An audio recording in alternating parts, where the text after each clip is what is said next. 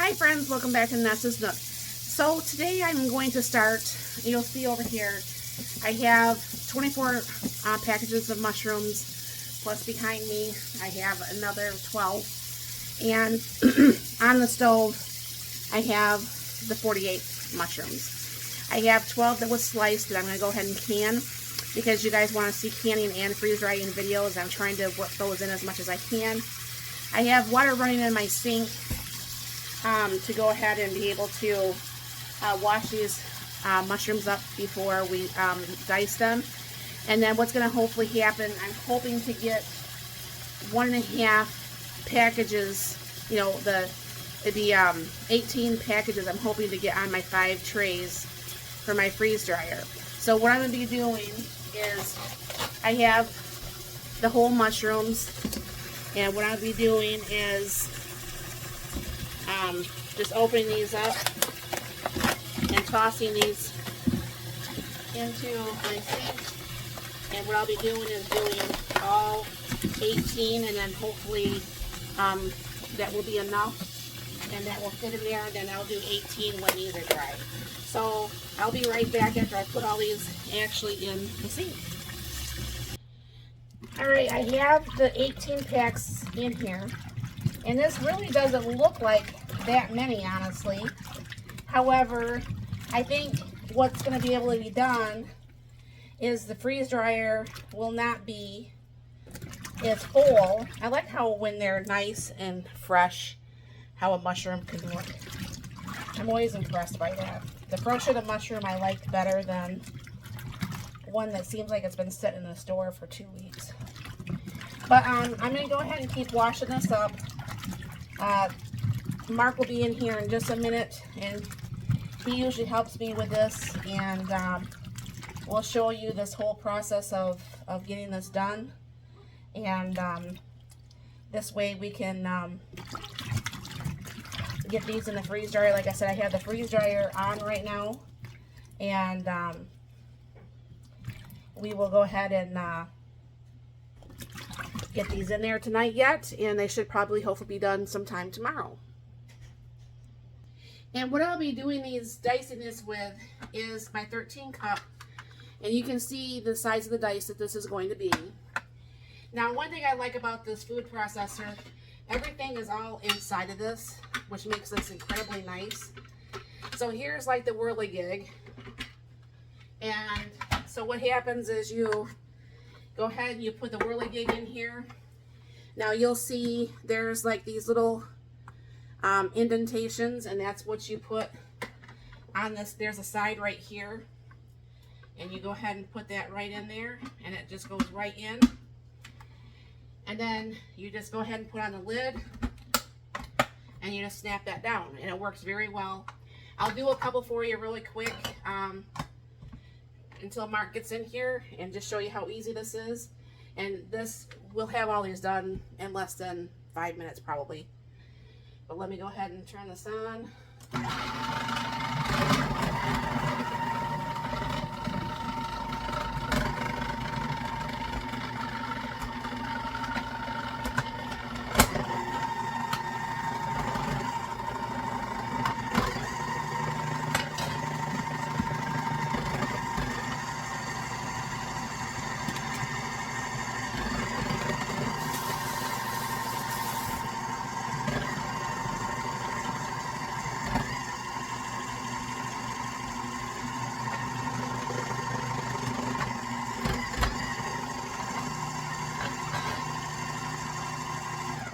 But you can see how fast that is already.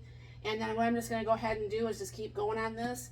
And then I'll get the trays out, and we'll go ahead and put them on the trays and get them in the freeze dryer. And this is what the tray looks like. I have 5 of these. I have a large freeze dryer. And I will show you what these look like when they get out of the freeze dryer. And I'll see you tomorrow. Alright, so I'm going to go ahead and load up the freeze dryer. You'll see where it says it's cold, and you can put the trays in now and hit continue.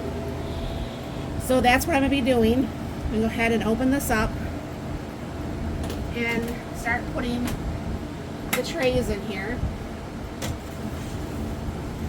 I just finished that first batch earlier today, but I forgot to take a video of this being loaded and unloaded. So that's why you're going to see it now.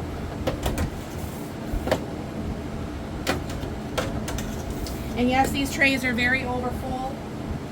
I don't suggest ever filling them this full because it takes a lot longer to dry. Alright, so then what's going to happen is you go ahead and close the door, you hit continue, and over on this side is my drain valve. Now it's very warm here in Michigan, and you see this warm temperature, the load's going to take longer. That happens when this room gets hot, and because I have the window blocked with a shelf, I can't pop open the window. So what's going to happen is this will take a minimum of, with the heat and everything, this is going to take probably a minimum of probably 30 to 40 hours to dry. And then I will take this out most likely Monday morning, and I'll show you that. This is what the first batch looked like. I have to get that in mylar and everything. You see my green peppers. You see some of my tomatoes over there. So this is stuff I've been working on along with canning stuff for my garden.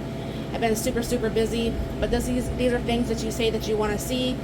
So I'm happy to show you when I'm actually doing these things. So I will be back as soon as this load is done. Alright friends, we're back. This has actually been going for about 50 hours. This has had about 11 hours of extra time. I've just been busy today. I'm sure this has been ready before now. But so what's going to happen is I'm going to go ahead and hit cancel. And then you have to turn off or open up the valve to let the pressure out, because this kind of like works like a pressure cooker kind of. And there's pressure built up in there.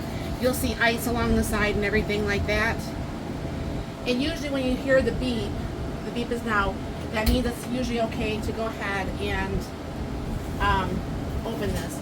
Now, I thought it would be more than dry, so I'm going to go ahead and hit defrost, or no defrost, I guess, because I'm not going to be using this for the next little bit. I'm going to go ahead and pull these out.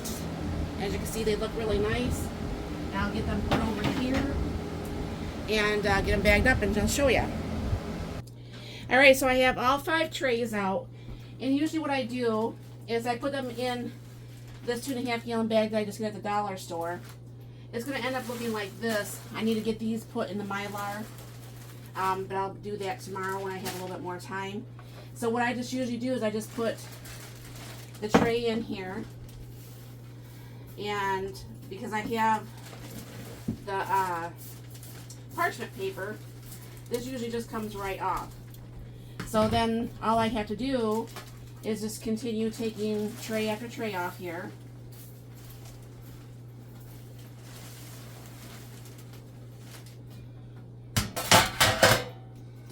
And then, like I said, I like to usually leave this in this bag for the first little bit. I don't try to leave it in here for too long, because even though it's a zipper bag, it's not completely airtight.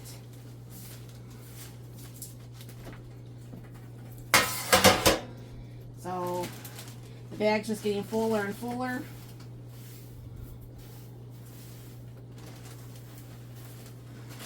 And I'm spilling some all over my floor. That's almost mushroom abuse. Alright. And then I take this 5th one.